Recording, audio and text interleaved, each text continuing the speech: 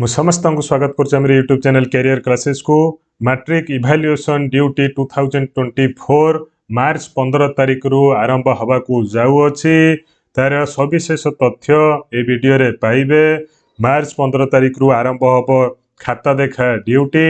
आज नोडाल सेंटर रु उत्तर खाता सब संग्रह होइकी आसंत काली सुधा बोर्ड कार्यालय रे पहुँचब।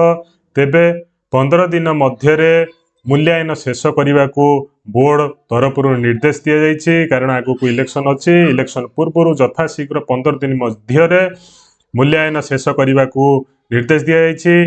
जो आमर मैट्रिक परीक्षाटा फेब्रुआरी 20 तारिख आरंभ होइकी मैट्रिक परीक्षा काली सरी से मैट्रिक परीक्षा इवैल्यूएशन आमर केतेटा 313 नोडाल सेंटर रु उत्तर खाता को संग्रह संग्रह कराइके बोर्ड सेंटर को पठाଯିବ। गतकाली सुधा आसंत काली सुधा आमर नोडाल सेंटर रु खाता संग्रह करिके बोर्ड पक्ष को पठाଯିବ। बोर्ड ऑफिस को पहुँचला परे सेठू खाता देखा सेंटर जो अच्छी आमर खाता देखा सेंटर मानक पाखक उत्तर खाता जाई पहुँचब है।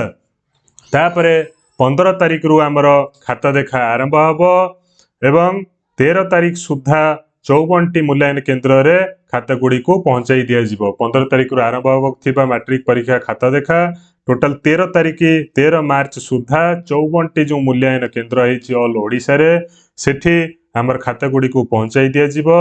एवं आसंता 14 तारिख 14 मार्च रे मूल्यांकन दायित्व थिबा जो शिक्षक मान अछंती तांकर बोर्ड वेबसाइट को जाइके तांकर user ID school user ID password देके सेठी चेक करिवे कहार कार मैट्रिक इवैल्यूएशन ड्यूटी पड़ी से टीचर माने तांकर लेटर नहीं कि 14 तारिख सुधा शिक्षक माने कौन करिवे ना मूल्यांकन केन्द्र रे जाइकी पहुँचबे एवं कौन करिवे ना खाता देखा आरंभ हम 15 तारिख रे है बुझे।